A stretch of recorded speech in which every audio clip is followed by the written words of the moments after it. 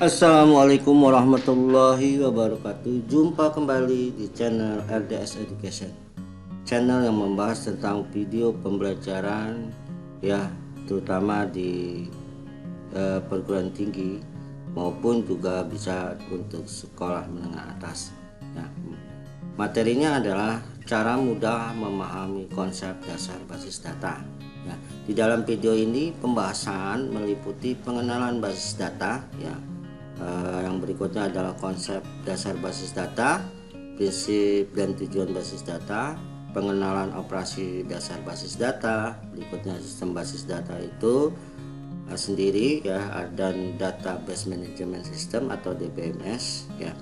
Berikutnya komponen sistem basis data itu ada hardware, software, data ya, prosedur maupun people atau user ya.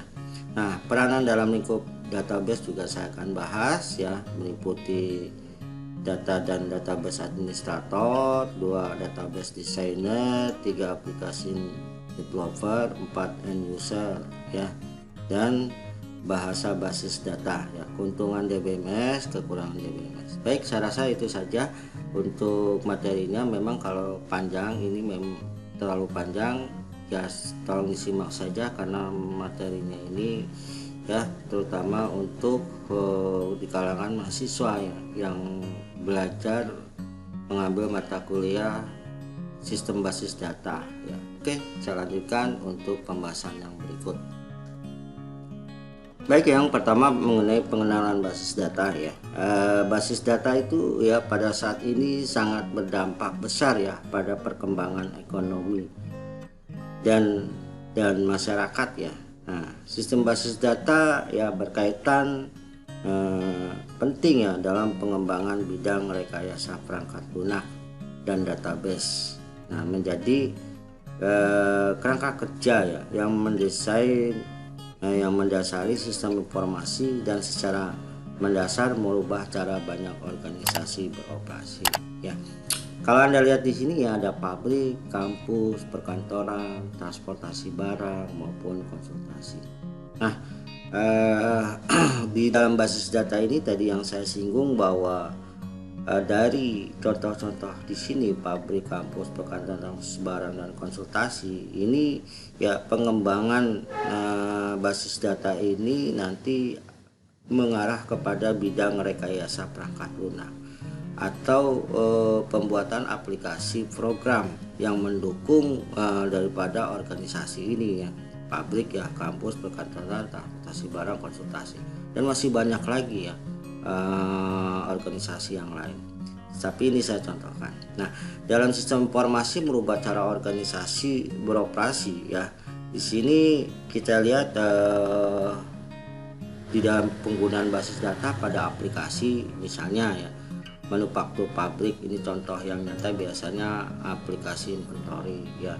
Ini kalau pabrik ini kan ada sistem manufacturing ya. Nah, mungkin nanti aplikasi sistem manufacturingnya salah satunya adalah aplikasi inventory, persediaan bahan baku ya, proses pengolahannya ya, berikutnya nanti aplikasinya ya, berkembang lebih lanjut. Ini salah satunya adalah aplikasi inventory atau persediaan bahan baku. Dan berikutnya ada kampus ya atau sekolah ya. Biasanya ini ada aplikasinya, aplikasi sistem akademik. Berikutnya kalau perkantoran ya, di sini ada aplikasi pengolahan nomor telepon, aplikasi pembayaran gaji, aplikasi program keuangan dan sebagainya. Nah, yang berikutnya ini saya belum tulis tapi saya jelaskan saja, transportasi barang ya. Ini aplikasi ini juga nanti akan melahirkan ya banyak aplikasi untuk pengiriman barang ya. Nah, contohnya yang ada sekarang ini ya, seperti berbasis aplikasi yang sudah dijalankan dan sudah dipakai. Salah satunya itu seperti organisasi Grab atau Gojek ya, dengan aplikasi pengiriman barangnya yang menjadi begitu penting ya, yang aksesnya itu luas pemakaiannya. Nah, itu contohnya ya. Nah, konsultasi kesehatan juga nih ya, sekarang kita tidak perlu lagi mungkin datang ke dokter, tapi bisa konsultasi langsung ya, seperti aplikasi Klik Dokter atau aplikasi Halodoc. Nah, itu beberapa contoh ya pengenalan basis data ya dari materi awal ini ya. Nah, mudah-mudahan Anda bisa paham ya bahwa organisasi ya, itu organisasi kan tempat berkumpulnya orang untuk melakukan aktivitas suatu kegiatan yang yang dapat berjalan dengan sistem karena adanya prosedur. Berikutnya ada peralatan ya, dan adanya sebuah hasil outputnya. Nah, contohnya seperti ini. Baik, saya lanjutkan ya, slide yang berikutnya. Baik ya, contoh penggunaan basis data misalnya tadi organisasi seperti kampus ya, kampus atau sekolah gitu ya, pasti ada sistem perpustakaan. Nah, ini adalah contoh sistem perpustakaan yang sudah berbasis database ya, atau sistem basis data. Nah, kalau kita lihat di sini ya, ketika kita melakukan peminjaman di perpustakaan ya, kemungkinan besar basis datanya diakses ya. Nah, petugas akan memasukkan ya kode buku atau menggunakan mesin pembaca ya.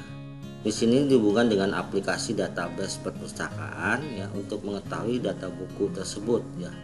Ya, aplikasi ini kemudian akan mengurangi jumlah stok buku tersebut dan menampilkan jumlah stok yang ada kepada petugas. Nah, ini sangat penting sekali. Petugas tidak perlu lagi mencari ya buku-buku yang ada di tempat-tempat display, tapi secara otomatis dia akan membuka aplikasi ya berbasis perpustakaan untuk mengetahui ya buku-buku apa saja yang dipinjam melalui kode buku tersebut. Nah, jika jumlah stok buku yang ada sudah di bawah ambang batas bawah stok, maka sistem database akan secara otomatis menginformasikan kepada petugas ya bahwa peminjaman sudah tidak bisa dilakukan ya.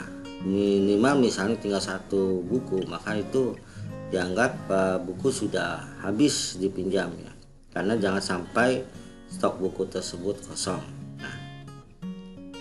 Nah, berikutnya ya peminjaman ya, atau jika pembaca menanyakan kesediaan sebuah buku, maka petugas bisa melakukan pemeriksaan stok buku dan lokasi penyimpanan buku dengan menjalankan aplikasi yang menentukan kesediaan buku dari basis data. Ya, sini saya ulang ya, jika jumlah stok buku yang ada di bawah ambang batas stok, maka sistem database secara otomatis menginformasikan kepada petugas ya bahwa peminjaman sudah tidak bisa dilakukan. Atau jika pembaca menanyakan kesediaan buku, maka petugas bisa melakukan pemeriksaan stok buku ya dan lokasi penyimpanan buku dengan menjalankan aplikasi yang menentukan kesediaan buku dari basis data. Nah, itu contoh aplikasi peminjaman pada perpustakaan. Kita lihat di sini ilustrasinya dari sistem database-nya ya. Di sini dia basis data perpustakaan ya, yang disimbolkan dengan sebuah tempat penyimpanan room ya. Nah, di sini kalau misalnya aksesnya dibuka, ini misalnya medianya seperti hard disk lah ya. Kalau ini dibuka, maka ini nanti akan terdiri banyak tabel ya, tabel buku, tabel anggota, tabel perpustakaan, ya, tabel peminjaman. Nah, ini jadi isi dari ya basis data perpustakaan. Ini bagaimana kita nanti mempelajarinya, maka ini akan dibahas di pertemuan berikutnya ya, dimana kita membuat sebuah basis data yang nanti terdiri dari tabel-tabel tersebut.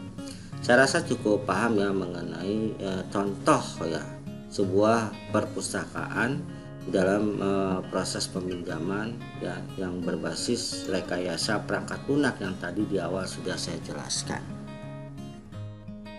Baik ya, lanjutkan ya konsep dasar dari basis data ya. Basis ini ibaratnya diartikan sebagai markas ya atau gudang tempat bersarang atau berkumpul. Siapa yang berkumpul? Nah, istilahnya itu sebuah organisasi, tadi saya sudah jelaskan.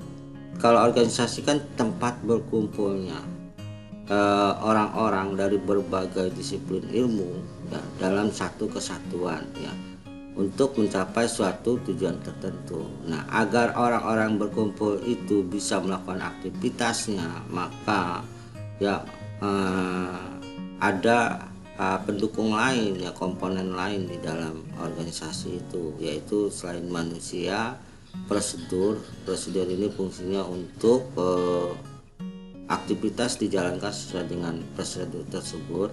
Ya, yang berikutnya peralatan adalah alat untuk mendukung kerja. Yang berikutnya peralatan, berikutnya ini yaitu bahan-bahan yang akan dikerjakan, yaitu objeknya, misalnya bahan baku, misalnya manufaktur, bahan baku mentah di prosesnya.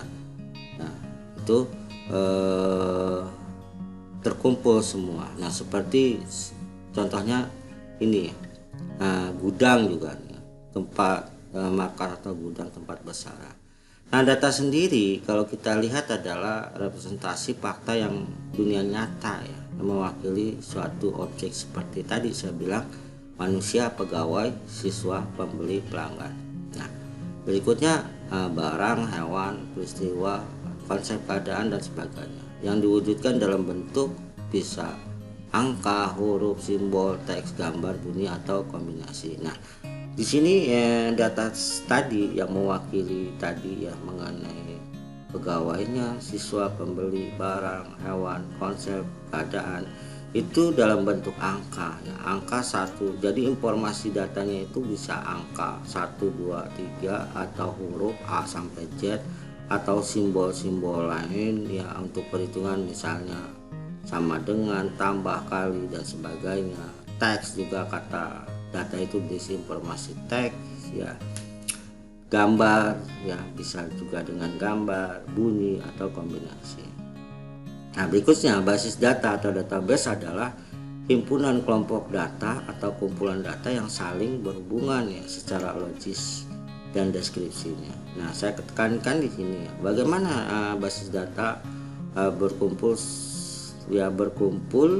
data yang saling berhubungan secara logis dan deskripsinya, maka nanti ada rekayasa perangkat lunaknya. Yang rekayasa perangkat lunak ini adalah yang nanti akan membuat sebuah aplikasi ya, dengan bantuan program ya, maka akan terbentuklah database ya yang dibuat secara logis. Nah, di situ pun ada instruksi-instruksi yang dibuat secara logika dan juga berdasarkan alat matematika. Nah, yang disimpannya secara bersama ya, sedemikian rupa dan dirancang untuk memenuhi kebutuhan informasi organisasi. Nah, contoh yang tadi ya, seperti perpustakaan.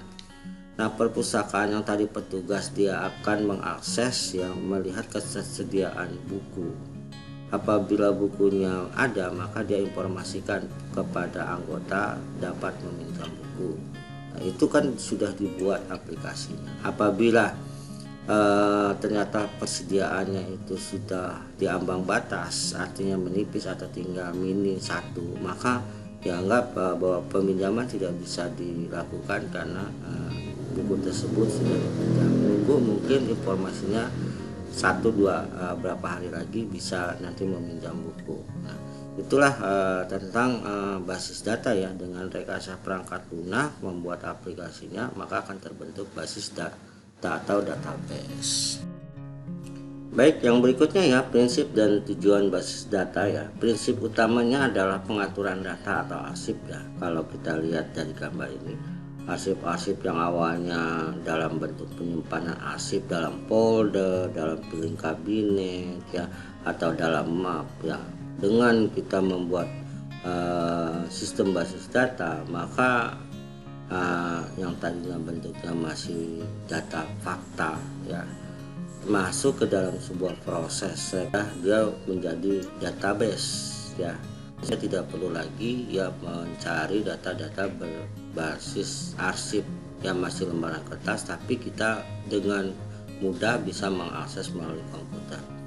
Jadi memindahkan berkas yang masih istilahnya manual ke dalam berkas yang sudah diolah oleh sistem komputerisasi.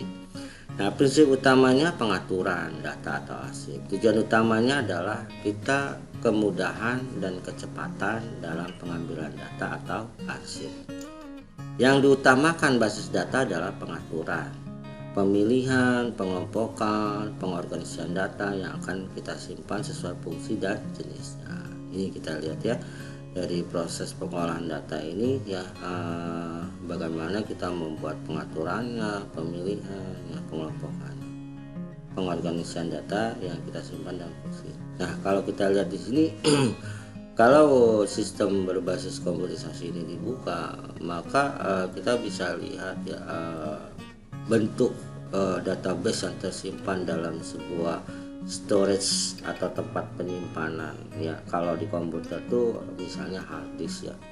Nah, hard disk ini kan kita bisa lihat dia itu akan terdiri, kalau dibicara tentang sistem operasi ya, hard disk ini kan ada tag dan sektor ya. Tag dan sektor ini menyimpan ya data-data kita yang bentuknya file.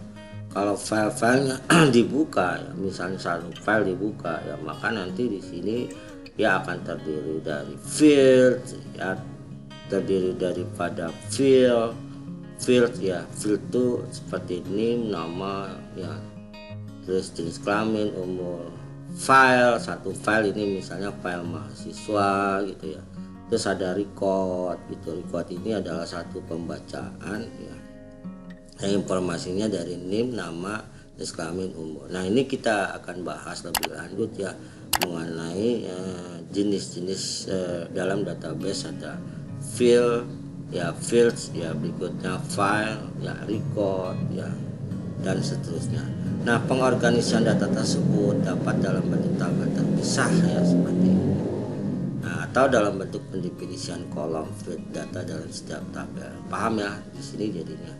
Jadi yang tadinya prinsip pengaturan data arsip, kemudian dalam kecepatan mendata, maka ini di dalam rekayasa software ya, perangkat lunak berbasis sistem basis data, ini pengorganisasian yang sebuah storage penyimpanan. Kalau dibuka filenya itu akan tampil seperti ini ya, sebuah tabel yang terdiri dari file, field, record.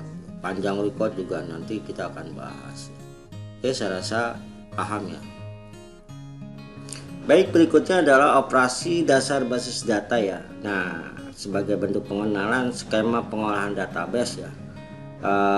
Kalau kita bayangkan kita sudah mengakses database itu atau basis data dari sebuah perangkat komputer ya ke dalam sebuah server misalnya. Database ini biasanya tersimpan dalam sebuah server, bisa diakses melalui komputer.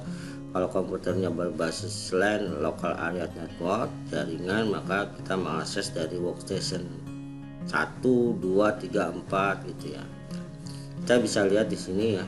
Nah, operasi dasar yang dapat kita lakukan pada basis data itu adalah nanti kita bisa melakukan create database, yaitu membuat database, drop database, menghapus database. Misalnya create database apa ya? Misalnya sistem formasi akademik gitu, database-nya, atau sistem formasi perpustakaan. Drop database berarti kita bisa hapus. Ada create table, misalnya kita bikin tabel, misalnya tabel mahasiswa gitu ya, tabel buku, tabel barang. Drop tabel berarti kita menghapus tabel. Nanti berikutnya kita melakukan insert data tersebut ya. Ada query, kita melakukan instruksi ya dengan cepat ya untuk menampilkan suatu hasil tampilan dengan query. Ada kita melakukan update data, menambah data, kita melakukan delete. Nah, tampilannya seperti ini ya. Paham ya? Ini awal pengenalan, berarti penjelasan lebih lanjut. Nanti kita mungkin menggunakan sebuah software database atau DBMS. Banyak software yang ada selama ini yang sudah digunakan untuk mengolah ya operasi dasar basis data. Ya, sistem basis data, sistem ini adalah sebuah tatanan yang terdiri atas sejumlah komponen fungsional ya yang saling berhubungan dan secara bersama-sama bertujuan untuk memenuhi suatu proses tertentu. Ya, contoh di sini ada sistem kendaraan. Sistem kendaraan ini yaitu komponen fungsionalnya pemantik starter untuk mulai pengapian, komponen pengapian, pembakaran bahan bakar yang membuat torak bekerja, mesin ini bekerja dan seterusnya. Nah, tadi sistem basis data diandaikan sebagai sebuah kendaraan sistem. Basis datanya sebuah objek yang pasif ya. Yang tadi saya bilang basis data sendiri itu adalah data yang tersimpan dalam sebuah arsip, dia tersimpan dalam file, map dan sebagainya. Kalau tidak kita ambil data tersebut, diamkan, ya dia sebagai pajangan saja, tidak digunakan, tidak diolah. Tapi kalau dia dilakukan tadi saya bilang dengan rekayasa perangkat lunak, maka data-data yang tersimpan secara arsip manual itu bisa dijadikan sebuah informasi ya, mengambil data-data tersebut. Nah, software, aplikasi, program adalah penggerak atau pengolah. Nah, ini tadi sistem rekayasa perangkat lunak dengan software, aplikasi, program, penggerak atau pengolah. Dan jadi berkas data yang tersimpan secara pasif tersebut bisa kita lakukan rekayasa dengan program, ya, software, aplikasi, program. Nah, sistemnya adalah gabungan dari keduanya ya. Sistem ini berarti gabungan keduanya. Samalah seperti kendaraan. Kalau kendaraan tidak dinyalakan di starter ya diam saja pasif. Tapi kendaraan itu karena digunakan untuk bepergian, untuk jalan kemana, maka dilakukan fungsi untuk mengaktifkan dengan starter. Nah, dengan starter ini otomatis ya kendaraan ini yang banyak komponen satu saling dan lain saling terintegrasi ini akan bekerja. Sama juga dengan sistem basis data. Data yang fakta yang masih pasif bisa dilakukan rekayasa perangkat lunak ya, rekayasa perangkat software, maka dia menjadi aktif penggeraknya pengolahan. Contohnya tadi seperti sistem perpustakaan. Jelas ya sampai sini. Ya, selanjutnya ya sistem basis data ini merupakan sistem terdiri atas kumpulan tabel ya. Tadi sudah saya jelaskan ya di awal tentang terbentuknya tabel data yang saling berhubungan dan sekumpulan program. Jadi ada tabel data berarti ada tadi di awal arsip yang dengan rekayasa perangkat lunak ya, akan terbentuklah tabel data dan aplikasi program yang memungkinkan beberapa pemakai dan atau program lain untuk mengakses dan memanipulasi tabel-tabel data tersebut ya. Bisa paham ya. Contohnya ya kalau sistem informasi akademik ya, biasanya mahasiswa itu bisa mengakses informasi akademik ya dari aplikasi yang sudah disediakan oleh pihak kampus ya. Dia bisa mengakses nilai mahasiswa, mengakses pembayaran ya, mengakses mata kuliah per semester itu bisa ya. Itu terdiri dari tabel-tabel ya. Siapa mahasiswa, user ya, aslinya adalah user ya, ataupun dosen. Dosen bisa mengakses database ya untuk keperluan apa? Untuk keperluan pengajaran ya, pengajaran, jadwal mengajarnya hari apa saja ya, berikutnya juga kelas yang diajarkan, yang berikutnya juga adalah honor dari mengajar. Nah itu. Nah kita lihat kalau tabel database ini dia akan di rancangan ya, rancangan tabel database ini rancangan seperti ini ya. Ini ya kita bisa lihat ya, misalnya ada dosen, ada jadwal ya, ada mahasiswa ya, ada mata kuliah ya. Nah ini prosesnya. Nah ini kalau kita lihat maka dia akan tersimpan di sini ke dalam sebuah aplikasi program database. Nah sebenarnya itu apa ya istilahnya itu, untuk struktur sistem basis data itu sebenarnya ada 3 tingkatan ya, ada 3 level ya. Satu adalah level internalnya atau level fisik. Level fisik itu database terlihat dalam peralatan komputer, tersimpan dalam peralatan komputer hard disknya, itu level fisik. Nah, berikutnya yang kedua itu ada level yang namanya konseptual. Nah, konseptual itu adalah level di mana tersembunyikan ya, tersembunyikan, tapi dialah yang melakukan proses yang namanya logikanya ya, instruksi-instruksi programnya ya, yang tersimpan, yang tersembunyikan ya. Dia yang membuat rancangan-rancangan database-nya dan semuanya. Yang level ketiga adalah level internal. Nah, level internal itu adalah hasil yang ditampilkan dalam sebuah sistem basis data. Contohnya tadi ya, sistem informasi akademik mahasiswa, sistem akademik untuk dosen. Nah, itu adalah levelnya internal yang digunakan oleh user. Nah, tahapannya. Nah, kalau dari tahapan level fisik atau internal sendiri, ini level yang mungkin usernya itu bukan user seperti dosen, mahasiswa dan sebagainya. Ini adalah orang-orang yang berkecimpung nih di dalam bidang IT-nya gitu ya. Misalnya mulai dari programmernya, ya, berikutnya bagian ininya sistem networkingnya, user networkingnya, ya. Orang-orang yang sistem analisnya dia di sini merekayasa perangkat lunak yang nanti tersimpan di dalam level konseptual dan nanti ditampilkan hasilnya ya untuk user. Saya rasa paham ya. Baik, yang berikutnya adalah pengenalan tentang software nih ya. Database Management System atau DBMS ini pengenalan software dari database tersebut ya. Dan DBMS sendiri adalah perangkat lunak ya, yang memungkinkan pemakai untuk mendefinisikan, mengelola dan mengontrol akses ke basis data. DBMS yang mengolah basis data relasional disebut dengan relational DBMS. Nah, contoh perangkat lunak yang termasuk DBMS ini udah lama ya, seperti The Base ini udah nggak kepakai nih, Popbase, Airbase ini juga nggak kepakai nih. Nah, Microsoft Access masih kita pakai ya, ini untuk tabel-tabel yang tersimpan dalam Access. Microsoft Access masih ya. Borland, Paradox, Borland Interbase, MS SQL Server, Oracle, Informix, Sysbase, MySQL Server dan lain-lain. Nah, ini ada beberapa ini yang masih dipakai sampai sekarang seperti MySQL Server, Oracle, Informix. Nah, ini yang masih. Nah, ini adalah software untuk mengolah database ya, database kita nih.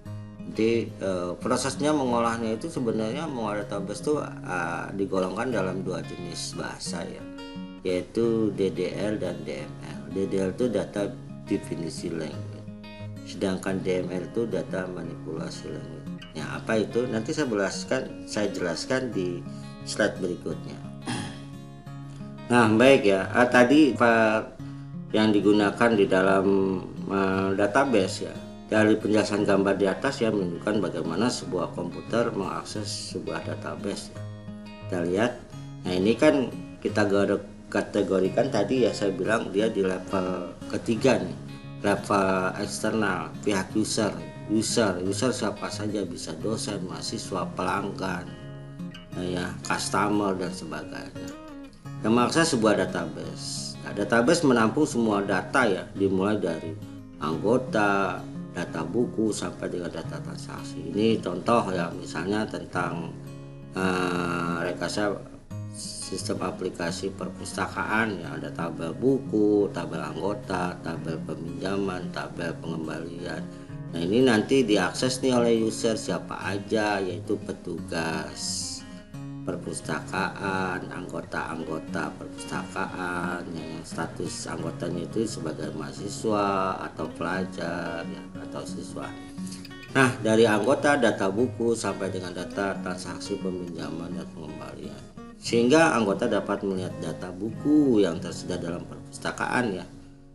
Begitu pula anggota dapat melihat buku apa saja yang sudah dipinjam dan waktu pengembaliannya. Begitu pula dengan petugas dapat melihat fungsi yang sama pula. Nah, ini enaknya, keuntungannya apabila seperti sistem perpustakaan sudah berbasis komputerisasi ya sudah dibuatkan DBMS-nya, Database Management System.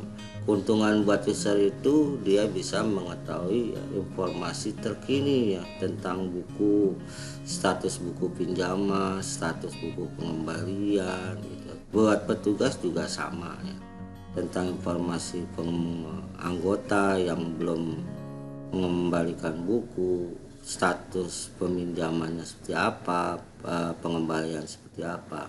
Nah nanti mungkin ada, kalau misalnya anggota telat mengembalikan, kena denda ya. Nah ini bisa dilihat ya, direkayasa dengan database. Nah tabel-tabel ini kalau kita lihat ini kan dia tersimpan dalam sebuah media penyimpanan atau storage ya, tempat storage memory ya, seperti tadi saya bilang adalah hard disk. Nah ini dia adalah DBMS, di mana database DBMS ini masuk ke dalam sebuah hard disk yang tersimpan dalam sebuah hard disk ya. Nah di sini nanti kalau kita buka ini aplikasi DBMS yang terbentuk, nanti ini ada masukkan data laporan, aplikasi peminjaman, masukkan data laporan ya, sebagainya yang bisa diakses oleh user, bisa anggota, bisa petugas. Saya rasa paham ya. Saya lanjutkan berikutnya. Baik, selanjutnya saya bahas tentang komponen sistem basis data ya. Tadi saya sudah menyinggung tentang hardware-nya, ya, software-nya, ya, prosedurnya dan usernya. Ya. Nah, jadi gini ya, komponen sistem basis data ini ya ada hardware, software. Nah, data atau bridge jembatan ya, menjembatan prosedur. Ya. Nah, di sini adalah biasanya adalah human, manusianya. Nah, prosedur ini yang nanti bagaimana user dapat mengakses database tersebut ya. Nah, ada prosedurnya misalnya seperti ada pada saat kita mengakses database informasi perpustakaan harus masukkan ID user, password ya. Nah, nanti baru kita bisa mengakses. Tidak setiap orang ya. Jadi setiap user yang memang punya link ya terhadap sistem basis data tersebut. Ya, contohnya kalau kalangan kampus ya mahasiswa, dosen. Gak mungkin ya misalnya orang bekerja misalnya seperti driver ojol nggak bisa mengakses sistem basis data ya kampus, kecuali dia statusnya mahasiswa juga. Nah ada hardware, software ya sebagai mesin ya. Nah data ini jembatan, jadi ya, menghubungkan antara mesin dengan manusianya. Kalau kita lihat hardware-nya ini tadi ini saya singgung ya, dia ini sebenarnya tadi adalah di level internal ya, level fisik, level paling bawah ya. Jadi susunan dalam frameworknya sistem basis data itu ada 3 ya, saya ulang lagi, level internal ya, level fisik ya, dimana database itu tersimpan dalam perangkat keras yaitu komputernya sendiri, ada hard disk ya, media storage penyimpanan, mengakses ya, terus dan komputer ini kan komputer sendiri itu ada CPU ya, CPU control processing unit di mana tempat penyimpanannya, berikutnya ada hard disknya juga yang terintegrasi, dan ada tampilannya, monitornya gitu ya. Nah softwarenya ini ya kita mau pakai apa ya, dalam bahasa programan bisa pakai Java, PHP, C++, ya JavaScript, Python dan sebagainya. Ini softwarenya. Nah hardware software ini ya sebagai mesin ya yang nanti bisa memberikan hak aksesnya kepada usernya ya. Nah, ini ada hardware, software ya, humannya ya. Saya rasa paham ya. Saya lanjutkan slide berikutnya.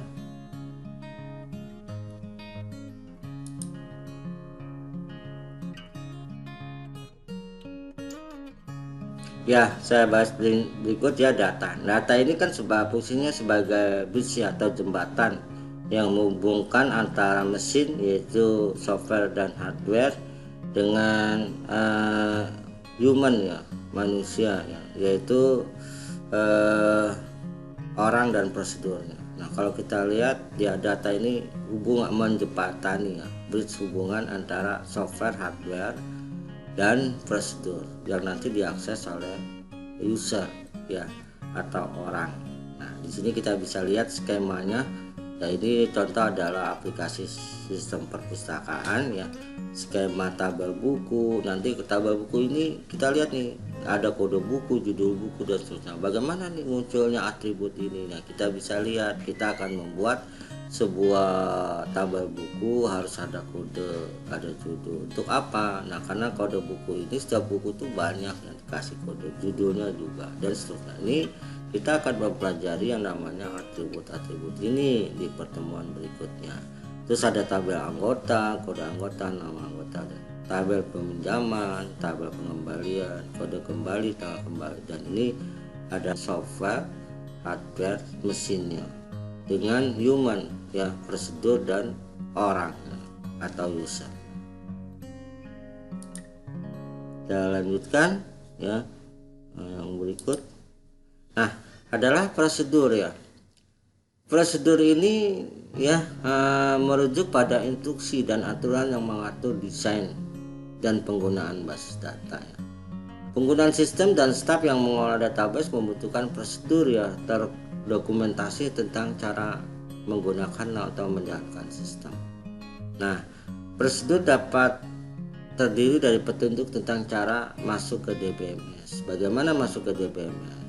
Apakah perlu login, ID-nya, passwordnya yang menggunakan pasas DBMS atau program aplikasi tertentu ya, mulai dan hentikan DBMS ya, buat salinan cadangan database, menangani kegagalan perangkat atau perangkat lunak, ubah struktur tabel, ulang database di beberapa disk, meningkat kinerja atau mengasupkan data ke penyedia.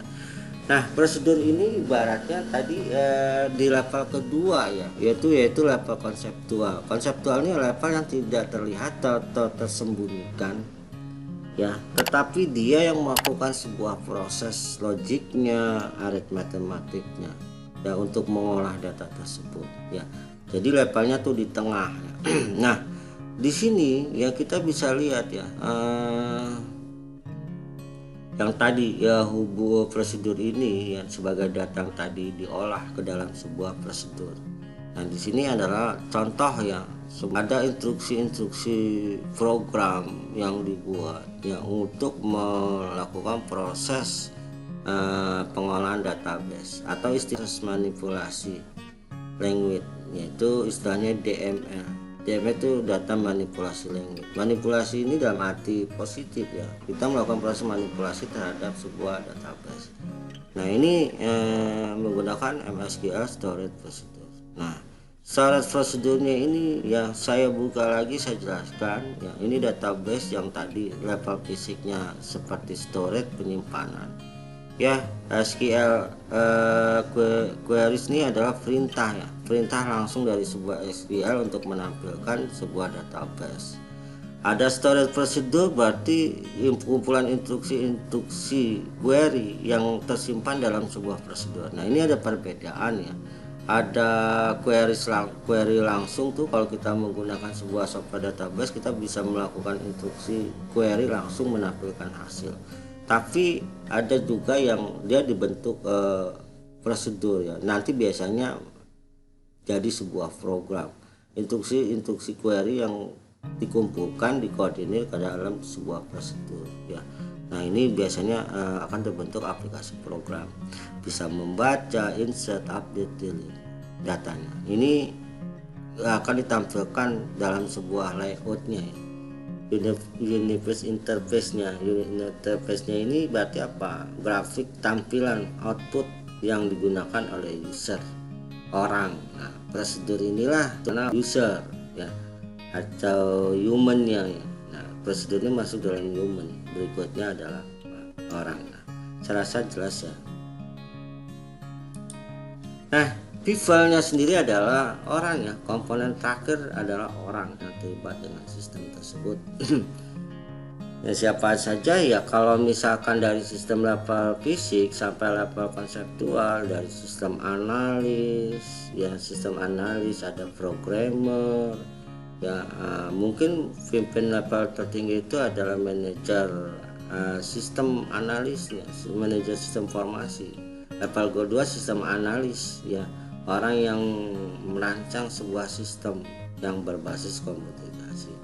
Nah, hasil rancangannya itu nanti diberikan kepada programmer untuk meneluskan perintah-perintah program hasil dari kode-kode yang dibuat oleh sistem analis. Yang berikutnya nanti ada user itu ada yang user masing-masing dalam sistem, ya operatornya atau aksesnya, ataupun juga nanti technical supportnya, ya seperti bagian jaringan yang membuat instalasi jaringan database, bisa akses di internal maupun eksternal, bisa diakses melalui aplikasi berbasis HP juga bisa, internet juga bisa. Nah itu komponen orang-orang di dalam sistem, ya, ada IT supportnya. Sedangkan user level eksternal, user yang tinggal mengakses, yaitu anggota, dosen, ya dan sebagainya. Ataupun misalnya contoh lain, ya misalnya bank, nasabah bisa mengakses melalui HP, mobile banking, ya ataupun bisa melalui akses ATM dengan kartu ATM, ya, dan bisa melalui juga internet banking. Nah itu user. Sedangkan orang-orang yang terlibat dalam sistem pembuatan ini, ya mereka ada orang-orang yang sudah ditentukan. Nah kita bisa lihat ya peranan dalam lingkungan database. Ada data dan database administrator. Ya, data administrator ini dia ya bertanggung jawab atas pengelolaan sumber daya data, ya, termasuk perencanaan basis data, pengembangan pembuatan standar, kebijakan prosedur dan desain basis data konseptual dan logis. Nah ini yang berikutnya, ya, di dalam database administrator ini bertanggung jawab atas realisasi fisik database, ya. Database yang sudah terbentuk, ya perlu ada database administrator, termasuk desain implementasi basis data, keamanan kontrol, integritas, pemeliharaan, sistem operasional, dan memastikan kinerja aplikasi memuaskan untuk pengguna. Nah jadi ada user yang ingin mengakses harus lewat data seorang data administrator untuk dibuatkan user ID dan passwordnya, gitu ya, bisa mengakses. Nah juga kalau misalnya ada program permasalahan, ya dia akan melakukan pengecekan terhadap level internalnya atau level fisik, yaitu peralatan komputerasi yang terintegrasi untuk mengatur sistem database. Oke, lanjut di sini, ya, database designer, ya. Dalam proyek basis data terdapat dua jenis perancang basis data. Yang tadi saya sudah singgung adalah sistem analisis. Ya, perancangan basis berhubungan dengan mengidentifikasi data, entitas, dan atribut. Hubungan antara data, kendala pada data harus disimpan dalam database. Jadi posisi kalau kita belajar DBMS itu sebenarnya siapa? Nah kita itu sebenarnya di sini nih. Kalau kita belajar DBMS dan Anda kuliah di sistem informasi, ya, di bidang ilmu komputer, maka kita itu seolah jadi database designer, ya, yang melakukan proyek desain basis data besar, ya. Nah, kita rancang nih basis data fisiknya yang berkenaan dengan data, yaitu nanti kita entitas atau objek, ya, atau atribut. Objeknya siapa saja, ya. Karena database ini dibangun dari dunia nyata atau real world yang masuk ke dalam sebuah rancangan database atau abstrak, tapi dari dunia nyata, ya. Contohnya apa sih? Tadi sistem informasi akademik, misalnya sistem perpustakaan, ya, salah satu penunjangnya itu kan dibangun dari dunia nyata, ya, yang dirancang ke dalam dunia abstrak, ya, dengan desain database. Ya, sistem informasi akademik misal untuk mahasiswa, untuk dosen, itu kan memang ada, ya, faktanya ada dari dunia nyata, ada dosen, ada mahasiswa. Kalau perpustakaan ada petugas perpustakaan, ada anggota, itu dunia nyata. Nah objeknya siapa aja, entitas itu objeknya, ya, siapa aja, ya, tadi dosen, mahasiswa, user, dan sebagainya. Nah atributnya apa? Ya setiap identitas objek itu pasti punya atribut. Contohnya mahasiswa, entitasnya apa? Ada NIM, nama, alamat, tanggal lahir, dan sebagainya. Nah itu akan kita bahas lebih lanjut. Kita akan rancang. Yang berikutnya adalah Perancangan basis data logis ya harus memiliki seluruh pemahaman lengkap tentang data organisasi dan kendala yang data. Nah ini tadi saya bilang dia tuh di levelnya level konseptual.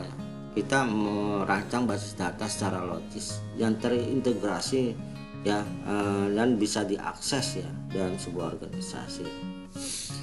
Nah yang ketiga ya berikutnya adalah application developer ya. Setelah database diimplementasikan, program aplikasi untuk pengguna juga harus diimplementasikan. Ini tanggung jawab pengembangan aplikasi. Biasanya pengembangan aplikasi berasal dari spesifikasi yang dihasilkan analisis sistem.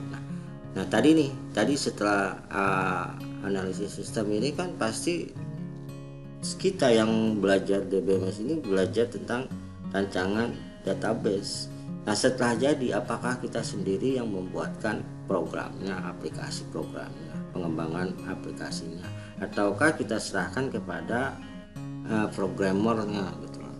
Contohnya saya contohkan ya sedikit cerita ya. Kalau kan ada sistem analis yaitu orang ya, tugasnya itu merancang ya database ya menjadi sebuah sistem gitu ya, rancangannya yang nanti rancangan kode-kode itu dikasih ke programmer untuk dibuatkan programnya aplikasi itu kan sebenarnya. Nah contoh lain nih di luar konteks dari ini contohnya adalah perancangan desainer ya.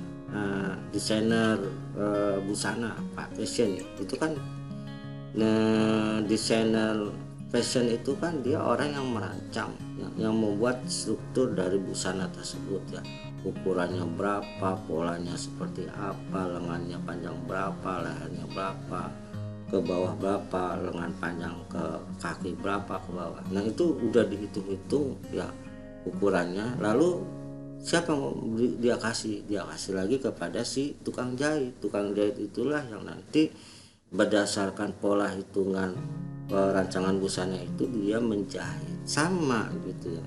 Nah, jadi levelnya bisa sama tukang jahit dengan programmer. Ini contoh ya yang memang seperti itu gitu ya.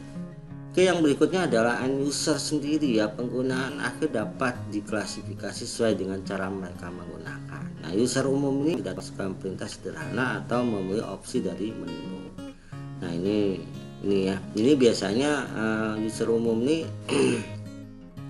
orang-orang ya user yang kebanyakan ya seperti dosen, mahasiswa, anggota perpustakaan. Nah, ini mereka bisa mengakses ataupun nasabah yang bisa mengakses tentang tentang tabungan di banknya bisa melalui aplikasi mobile banking, internet banking atau melalui ATM itu umum. Nah kalau user mahir ini mereka orang-orang yang terlibat yang ada di dalam sistem basis database tidak sembarangan. Mereka dapat menggunakan bahasa permintaan tingkat tinggi seperti SQL. Struktur SQL ini struktur query language ya, untuk melakukan operasi yang diperlukan, bahkan mungkin menulis program aplikasi untuk mereka gunakan sendiri. Nah ini adalah orang-orang yang memang ada di dalam tadi ya proyek sistem tersebut nih. Contohnya nih di sini ya kita bisa lihat. Nah di sini dialah orang-orang nih yang ada di prosedur sini, orang-orang seperti sistem analis, programmer ya, ataupun query operator atau database administrator ya, database administrator nih ya. Oke, paham ya maksudnya sampai di sini. Nah ini jadi user itu ada dua ya, ada user umum dan user mahir. Oke, saya lanjutkan yang berikutnya. Nah, bahasa basis data ya.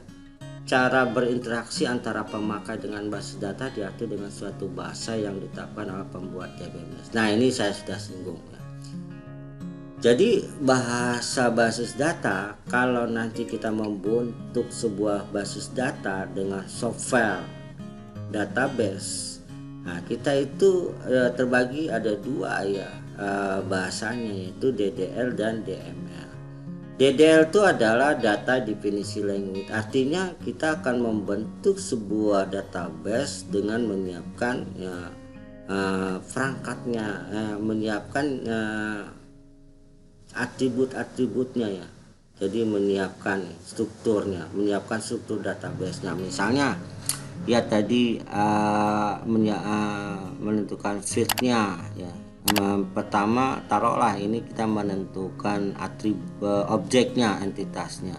Setelah entitasnya kita menentukan fitnya ya. Setelah tentukan fitnya, tipenya, nolnya, keynya, defaultnya. Fitnya misalnya ID pasien nih, misal contoh aplikasi rumah sakit ya.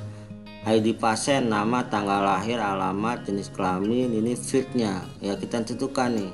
Terus tipenya ya karakter 5 dan terusnya. Ini adalah DDL, proses struktur di basis data. Contohnya juga misalnya objeknya siapa, mahasiswa, maka kita tentukan fieldnya name, nama, alamat gitu ya. Atau tentukan tadi misalnya usernya anggota ya, sama ya, ID anggota, nama anggota, tanggal. Nah, itu banyak ya. Selain itu ada tabel apa lagi ya, tadi ada objeknya selain misalnya ya perpustakaan lah contohnya. Tadi ada anggota, terus ada apa lagi, buku. Maka kita buatkan tuh struktur modifinya ya, struktur modifinya, yaitu berarti kalau buku berarti tabel buku, ada kode buku, nama buku, jumlah buku ya, sisa stok gitu ya buku. Nah itu DDL, paham ya? Nanti kan bahas nih ya di pertemuan berikutnya tentang cara membuat DDL. Berikutnya adalah DML, data manipulasi. Ada unsur logik dan juga matematik. Mungkin ada perhitungan secara proses matematik, ada logis. Nah DML, data manipulasi language. Nah DML ini pun masuk dalam level konseptual tadi ya, level menengah ya. Instruksi program itu tidak kelihatan ya, dia tersembunyi ya, dia tersembunyi di dalam sebuah proses level konseptual. Jadi kalau kita user mengakses sebuah aplikasi misalnya di mobile banking, itu kan tampilan udah ini ya, tampilan yang tinggal mengakses. Muncul nggak instruksi program? Tidak akan muncul. Itu tersimpan dalam level konseptual yang namanya data manipulasi. Nah apa aja tuh data manipulasi language instruksinya tadi ya. Instruksinya ada insert, delete, update gitu ya, rename dan sebagainya. Nah ini kalau DDL ini perintahnya apa nih? Ya misalnya create database, drop database gitu ya, apalagi create tabel ya, drop tabel. Dan itu perintah-perintah DDL. Nah ini banyak masih perintahnya, akan saya jelaskan lebih lanjut. Paham ya sampai di sini? Nah keuntungan DBMS sendiri yaitu pengontrolan kelengkapan datanya ya. Jadi dengan membuat DBMS yang baik dan benar berbasis komputerisasi, tidak adanya kelengkapan data terkontrol. Contoh ya, misalnya perpustakaan, anggota perpustakaan ID-nya, setiap anggota itu ID kode anggota itu satu, tidak ada yang rangkap ya, tidak ada yang rangkap. Nah itu keuntungannya. Kalau dia manual, mungkin kodenya itu bisa aja rangkap karena kan ditulis manual ya, namanya manusia yang mengerjakan. Manual itu bisa aja yang kodenya bisa sama. Tapi kalau DBMS maka kerangkatan data itu dihilangkan gitu. Tapi masih ada nggak rangkap? Masih, tapi yang hubungannya bukan yang seperti kode-kode keynya, kuncinya. Nanti kita bisa bahas ya. Masih ada nggak rangkap? Masih. Nanti kita akan bahas di pertemuan berikutnya. Konsistensi datanya konsisten ya, tidak berubah-ubah ya, sudah sesuai. Jadi orang yang minjam buku ya, pengembaliannya kapan itu bisa konsisten karena sesuai dengan tanggal ya peminjaman dan pengembalian yang dibuatkan tadi program aplikasinya gitu ya. Lebih banyak informasi dari jumlah data yang sama ya. Sharing data bisa aksesnya lebih cepat, peningkatan integrasi datanya ya, peningkatan keamanan, penegakan standar layanan. Nah dengan keuntungan ini ya, user atau orang yang terlibat dalam sistem ini, baik pun di level internalnya, level konseptual maupun level eksternalnya, orang-orang yang menggunakan itu harus mengikuti standar di sistem tersebut, tidak buat sembarangan. Nah kekurangan DBMS ini kompleksitas ya, karena semakin besar semakin rumit ya, semakin banyak kebutuhan ya untuk mengakses informasi user ya, seperti anggota atau dosen atau mahasiswa itu kan perlu informasi yang banyak, maka dibuatkan kompleksitasnya ini makin besar ya. Semakin banyak permintaan informasi, kompleksitas besar, ukuran penyimpanannya pasti besar ya. Dengan tadi storage penyimpanan besar, maka dibutuhkan juga komponen peralatan storage penyimpanan yang besar. Biaya DBMS ini di awal mahal ya, karena kita kita harus menanam investasi untuk peralatan komputerisasi itu ya, tapi nanti setelah berjalan maka itu jadi lebih murah. Biaya perangkat keras tambahan ya, ini banyak ya pendukungnya, karena zaman sekarang ini perangkat DBMS ini kan bisa mengakses pakai handphone ya, HP, laptop ya, dan sebagainya. Itu peralatan tambahan yang bisa diakses ya. Contoh aja sistem transportasi seperti Grab, seperti Gojek, itu kan untuk user dia pakai HP ya, aplikasinya ada, tinggal download, tinggal akses, nanti link ke servernya si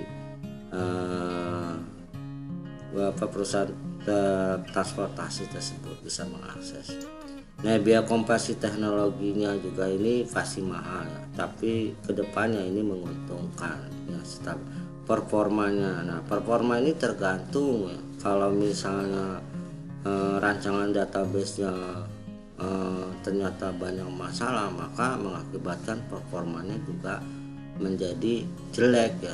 Nah, ini tergantung bagaimana di dalam rancangan database tersebut, dampak kegagalan yang lebih besar. Nah, ini makanya kegagalan yang lebih besar ini terjadi karena apa nih? Karena dalam sistem mulai pembangunan development sistem tersebut benar-benar ya, orang yang tentang permasalahannya, bagaimana membangun sistem itu menjadi lebih baik dan tidak mengalami kerugian. Nah, harus ada pimpinan ya, leader, yaitu sistem analis yang memimpin membangun manajer IT ya. Yang membangunnya sistem analis, berikutnya terlibat juga programmer, database administrator. Kita melihat lebih keuntungan dan kekurangan. Dampaknya besar kalau gagal, tapi kalau berjalan maka menguntungkan. Saya rasa itu ya untuk pembahasan kita ya. Karena materinya sudah selesai ya untuk pengenalan sistem basis data ya, mudah-mudahan apa yang saya sampaikan bisa dicerna, disimak dengan baik ya, dan jangan lupa selalu memberikan dukungan terhadap channel LDS Education dengan cara subscribe, like, dan komennya agar Anda mendapatkan update video terbaru dari saya. Sampai jumpa.